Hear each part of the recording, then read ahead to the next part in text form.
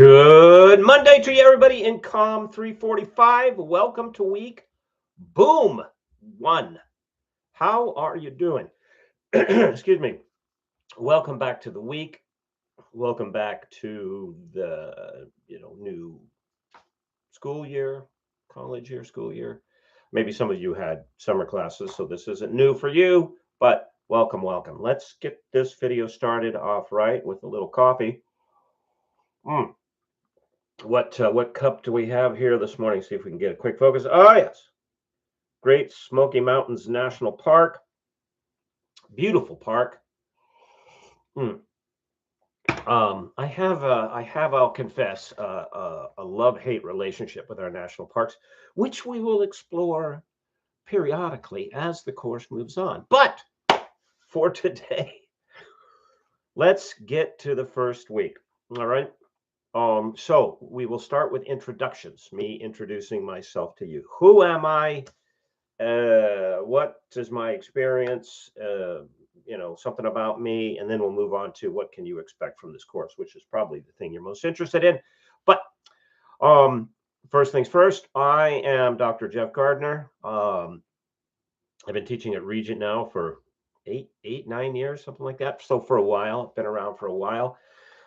I received one of my two graduate degrees from Regent. I have a graduate degree in medieval history and the history of religion from the University of Kansas, which I got back some time ago. And, I don't have anything against history or medieval history, and I was teaching in the field. But I discovered that the topic that I was researching and teaching was really a communication question, which sort of led me into doing work outside of what I was teaching, humanitarian media, which led me to found a company and start working all over the planet, showing organizations how to capture, shape, and place media in order to advance their work, their agenda. And I worked mostly, not exclusively, but mostly with not-for-profits. So I have a lot of experience in organizational communication, which is what we're going to be talking about this semester. Specifically, the class is, organizational communication for professionals. And so that is an area that I have been working in for like 20 years or something like that. Okay. So what I will try very hard to do throughout the course of this course is bring to you real life experience, lessons from real life experience that you can go on to use as you develop and shape perhaps your interest. I mean, as an undergraduate, you may or may not know what you want to do with a degree in communication, but maybe you have an interest in being in crisis communication or strategic communication or corporate communication, something that lands you in this sort of the neighborhood of what we're going to be talking about. So I will work throughout the semester to bring in my real life experience to inform what it is we're going to be covering. So it's not just, read this and quiz that. All right. Because boring. All right. In addition to my work in communication and media, I write a lot. In fact, more and more, I'm coming to think of myself as a writer, which, if you're in communication, duh. Excuse me. I live in the Midwest. Now, I am not a Midwesterner by birth. I'm a Westerner by birth. I don't have Midwest is good people, some places where I'm at. All right. But the environmental allergens, not good for me. So this is the time of year in which those things start to kick up. So if you hear me, if I sound a little congested or I cough a little, I'm fine, except that it's just allergies. But anyway, so I write a lot.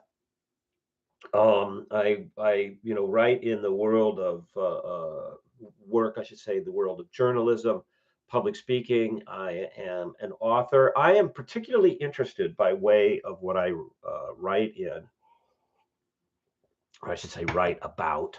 What I write about, I'm particularly interested in the crossroads, the collision. I suppose the word du jour, the word of the day is intersectionality. Don't care much for that word, but so goes the vernacular.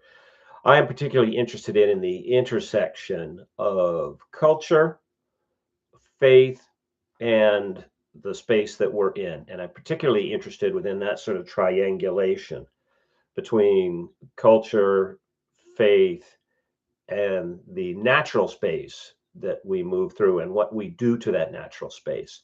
So I think in my in the about your instructor link here on um, in the module, yeah, it's under modules in the shell, excuse me, for COMM 345. I think I have my, do I have my website stuck there? If not, I'll put it there, where you can go and read more of what I write about. And I have a recently published book, a collection of essays, in which I explore this triangulation between our media, our culture, our faith, and natural spaces. And then right in the center, my part of the point in writing this, I say, is where we find the identity of who we are. And we can't come to a true understanding of that identity without spending time thinking about our relationship to ourselves, our relationship to God, and our relationship to the natural world. And in the book, and the book is called Landscapes of Grace. There is a link. I'm just looking at it here.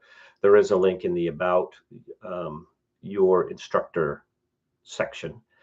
In that book, I encourage you to get out into natural spaces, not as a recreational activity, like, oh, maybe I'll go outside this weekend, but as something that is regularized for your personal, spiritual, physical health, as regularized as getting decent sleep or brushing your teeth. All right. So check out the site, and I'll put the link in the about your instructor on that page, and then check out the book if you like. Okay, let's talk about the class, and in particular week 1, which is where we're at. And so what you can expect from me is weekly I will be giving you one of these videos. And what I'll do in the course of these videos is I'll review your answers from the questions that were posed last week, and then I'll tell you a little bit about what it is we're going to be tackling this week. All right, this is an 8-week course. I hope everybody who signed up for it understands that. Okay, that would be a bit of a shock. You're like, wait, what? I got to get this done in 8 weeks? Yeah, you do. And so things move along quickly. Please stay up to date with the work because we are out, man, by October 18th. That's the last day of class. We are gone. So with these 8-week courses, it's absolutely imperative that you stay on top of things, because if you get behind, if it's a 16-week course and you get behind a week, okay, not so bad. An 8-week course, you get behind a week, and trying to catch up, then you're behind and you're behind, and by the time you actually catch up or get close to catch up, the course is over. So stay on top of things is the first thing that I'm going to encourage you to do. And weekly you'll get a video from me. I try not to let them run longer than 20-30 minutes.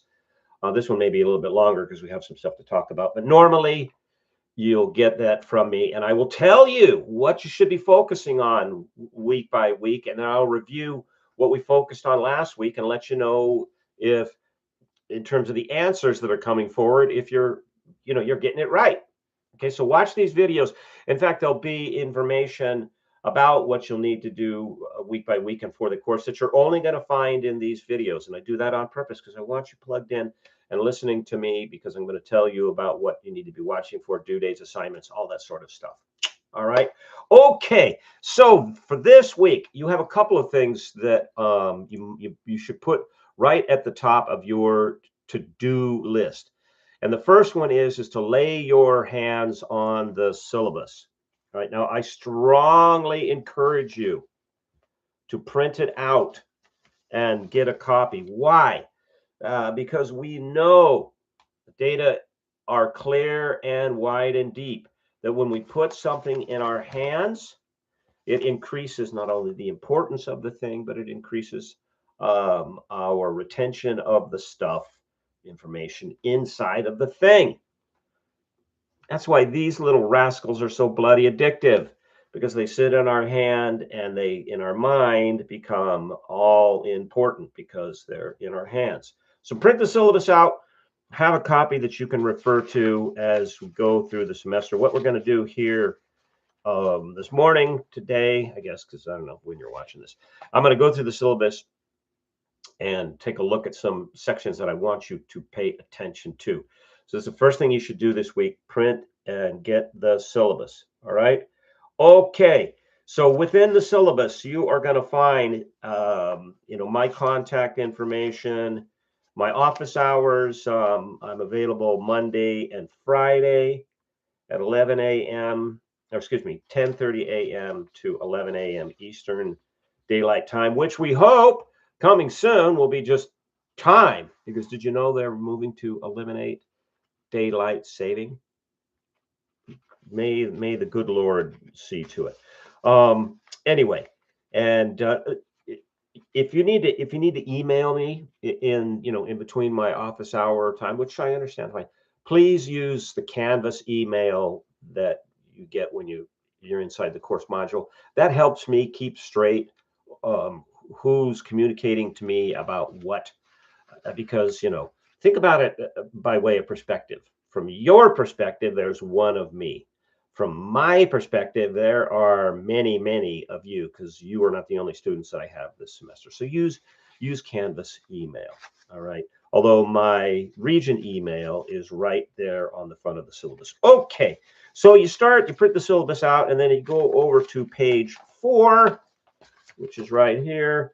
And what you'll find, I should say, is you're going to find the types of assignments that you'll do in this class, and their point breakdown. Right, we have 5 now.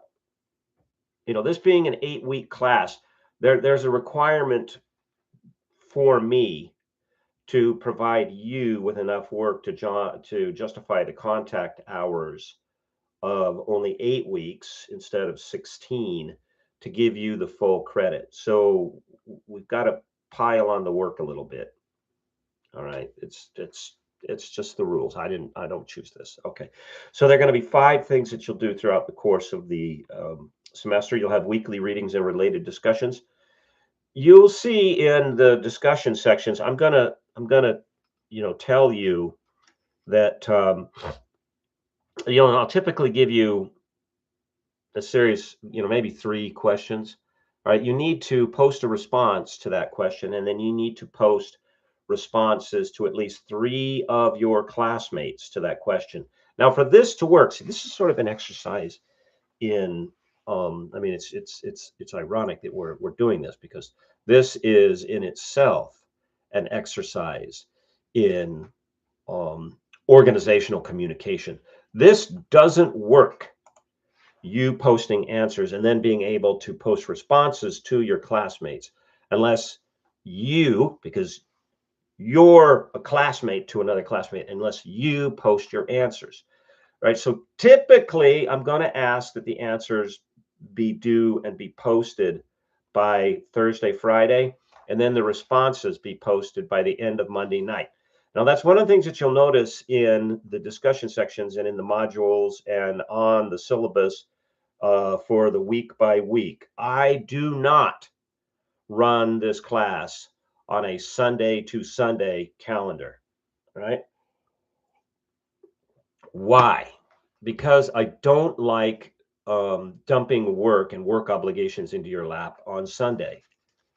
If you can, and I get it, life's busy, but if you can, spend Sunday, part of it worshiping, so it is the Sabbath, and then as best you can, not working. Now, that doesn't mean you don't do anything. Maybe you straighten up your home. Maybe you spend time with your family or people that you're close to. Spend time dialoguing with God as part of the Sabbath. All right. I never did like, when I was doing my PhD here, I never did like the schedule that had everything due Monday morning, because that meant that, I mean, let's be realistic, that, you're working during the week and then you have Saturday, you're like trying to decompress a little.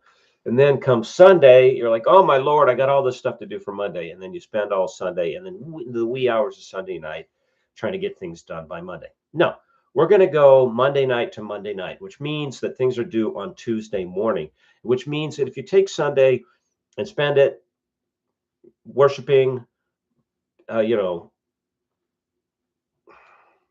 it's not that I don't know what to say, but I just don't like the words that we commonly use. All right, spend it in time with, the Lord, yourself, and family. And then if you still have stuff that you didn't get done, you've got Monday to get it done. Okay. But the discussion bit only works if you post your answers, which will be due before your discussions are due.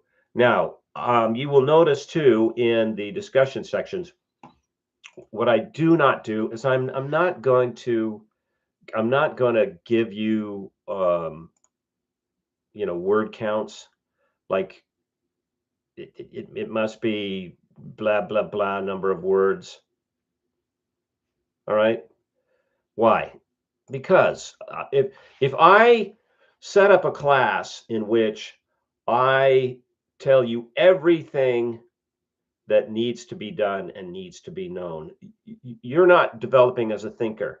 You're developing as a parrot, that is, as a mimicker, right? And that's not why you're here. That's not what you're doing in getting your undergraduate degree. You are preparing yourself to be a thinker, an analyzer, which is those are the prerequisites to communication, whatever field you're in. It almost kind of goes like read, whether that's reading the text or reading the room. Think, you analyze the signals, the patterns that are coming in, and then communicate, right? Whether that's written or spoken. This is what you're training yourself to do above and beyond, all right, what you're doing in any individual class. So yes, we're going to focus on communications within organizations, but that's the backdrop, man. That's like the scenery on the stage. The main act is you developing as a thinker. So how many words till it's done, till you've answered the question? All right. And what does that mean? Well, you figure that out. All right. So you're not gonna see that from me. Okay. So those will be due earlier than your responses, because there can't be any responses without people posting. All right. You're going to have one book review in the semester. I'm going to give you a chance to review one of the two texts that we're going to be using. We'll have a quiz every week. I'm not necessarily crazy about giving you a quiz every week, but again, I'm going to straighten my camera there. Back to the amount of work for contact hours to justify the full credits for 8 weeks. Okay. Take note that for these quizzes that you'll do each week, right? They're very short, but nonetheless, they are timed like quizzes. You have 30 minutes. There'll be 5 questions each. This is going to be something that is regular, right? It'll be this way, right? 5 points apiece, so 25 points per quiz. So if you do well, not so well on some, you have not so well on some, you have a chance to do better on others. However, please note that all of these quizzes, like any examinations you're going to take in this class, are closed book, no notes, no internet, no tab, and especially no AI. All right. Now, why do I say that, and why the emphasis? It's not because I'm devolving into the grouchy old man that's screaming at the world to get off his lawn. No. All right. AI is a technology, just like any technology. Like when they started printing books was a new technology, a communication technology. When they created the telegraph, radio, movies, television, internet, then internet content that was much more fluid, first audio, then video. Okay, these are all emergent technologies. Fine. Here's your challenge, not only as a communication scholar, but as a person, you hope, moving out into the workplace. Yes, you must come to understand what these technologies are and how they work. But, right, you must develop skill sets that demonstrate you understand how these things work, but you are not dependent upon them. You need to be the analyst. If you want to position yourself, are you worried, I should say, with about the impact of AI on the job market? You should be. I don't know that worried is the right word, but you should be concerned. All right. You should, if you're like, for instance, you're a blacksmith and you spend all day banging a hammer on an anvil and making horseshoes, ding, ding, ding, ding, ding. And you look out the door of your shop, which you leave open because, it's hot in there.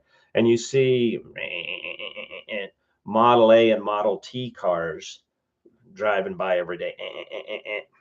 Ding, ding, the light should be going off, going, maybe I should learn to do something else with this hammer besides make horseshoes, because maybe in the not so distant future, people are going to be riding horses less and driving cars more. Okay. You do not do yourself any favors by way of your development as a professional and your marketability by becoming dependent upon the technologies. You do yourself a tremendous favor by being able to offer skill sets to future employers that cannot be replicated or replaced by the technologies. So, what does that mean in relationship to AI? That means one of the skills that you should be working on and all throughout the arc of your undergraduate career is learning how to absorb as much information as you can, retain the information, process the information, and then make applicable, compelling, and relevant connections between the bits of information to be able to collate it into a communication piece. If the skills that you spend your time with are copy, paste, and click, and then AI does that work for you, why would anybody hire you? Well, you can teach any simpleton how to drag and drop, right? Set yourself to work developing those skills that will let you distinguish yourself from what it is the technology does. You're not going to compete with this technology. All right. So don't try. Develop skills that become useful to employers, that set you apart from the technology. Yes, you understand how it works, but you are not dependent on it. All right. So no internet, no books. The method to what seems like madness is to encourage you to develop those skills of absorption. You read the information, retention, you remember the information, and then synthesis. You present it, make some sort of sense out of it to the audience. That's what really communication is. Not the repeating back of what was said and what was heard.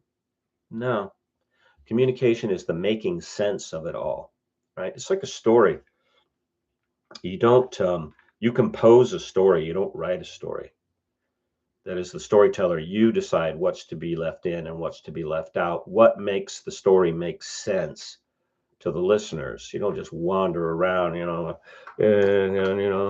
this is what I heard. I just write this down. I say, here's my story. No. Synthesis, processing. That's what I want you to focus on. Okay. All right. You'll also have essays. You'll have 3 essays, and I'll announce the details of that when we get closer. And then you're going to have a final exam, which is worth 30% of your grade. Again, this final exam will be closed book, no notes, no internet tabs. And again, back to what I just said. The point of this is to get you to develop those mental muscles of absorption, retention, and then synthesis. Okay. Down at the bottom of this page, you're going to see that this is page 4. Especially because we're on an 8-week schedule, you must turn things in on time. And if you don't give me notice, and by the way, I want to be clear. When I say if you don't give me notice, that doesn't mean you just email me and go, oh yeah, by the way, I'm going to be late. No, in a class as a student, this is your job. Do your job. All right. You wouldn't go to your job and go, oh yeah, by the way, I'm just not going to be here next week. You'd ask those that you work with, would it be all right if I weren't here because reason. This is what I'm expecting from you. I'm not going to accept, oh yeah, by the way, I'm just not turning this in. It's like, all right. My response would be, oh yeah, by the way, I'm just not giving you a grade for it. All right. I'm not trying to be a meanie, but come on. So make arrangements with me if you have stuff that comes up, and sometimes we do. That's fine. I understand that, to turn in the work late. All right. Next page on the syllabus. All right. Everything that you do by way of essays and stuff is going to go through Canvas. Turn it in, which is going to check for AI and plagiarism. And if you're using AI and if you're taking material from other places without giving proper citation, I'm going to give you a 0 for the assignment. Okay. Simple enough. There are 2 required texts. I'll be bringing in additional stuff, things that I think will round out and be interesting, relevant to the week by week stuff. But 2 texts. I know, I got an email from one of you saying, hey, I have a delay in my textbooks. Okay. I know these things are available digitally online for a really reasonable amount. I mean, less than like $20, I think. All right. So if you've ordered and you haven't gotten copies, you might say, okay, I'm just going to have to spend a little bit more out of pocket to get this stuff now, because 8 weeks, things just go too fast for you not to have the material. All right. So organizational communication for survival and 5 dysfunctions of a team are the 2 texts that we're going to be using. So that's listed in the syllabus. All right. So then if you flip all the way over to the course schedule right here, you'll notice that we go Monday to Monday, not Sunday to Sunday. I told you why already. Okay. Then you'll see a week by week breakdown of what it is we're going to be doing and the due dates. Towards the end of the syllabus on page 9, you'll see the statement on AI generated work. Just don't give it to me. All right. Look, I want to caution you especially in terms of your writing, about using AI. It can be a useful tool. I mean, I use it in my writing insofar as different places where you write, say academic publication, journalistic publication, book publication, have different style formats that they want. And what do I mean by style formats? Well, that means everything from where does the comma go to how do you cite a source that you're quoting from. They differ just a little bit. I am spectacularly bad at remembering the difference between those different style formats. So for academic publication, which is what you're going to be doing, that is the American Psychological Association style format, APA. When I'm writing things for newspapers and magazines, it's almost always Associated Press style format. When I'm writing books, that's more like Chicago Manual of Style. If you haven't heard of any of these 3, you should have heard of the first one, American Psychological Association, APA. If you haven't heard of the other 2, don't worry about it.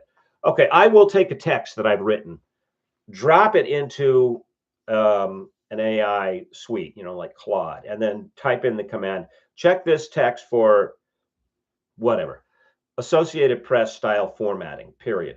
And then the report that it gives me saying, okay, yeah, this is right. But for instance, I just wrote a piece that I just sent off to a newspaper, and I used the abbreviation C for the word circa or circa, meaning just around about, circa 2026, around about the year 2026, not exactly in the year 2026, circa. Okay. My default when I'm typing is to abbreviate it as C period, but that's not how it's done in AP. It's spelled out CIRCA, circa. Do I remember that? No. All right. But then I get the report from the AI suite that I dropped the text in. It's like, oh yeah, by the way, in Associated Press formatting, they don't use C period. Okay. So then I switch over to the document and I change it.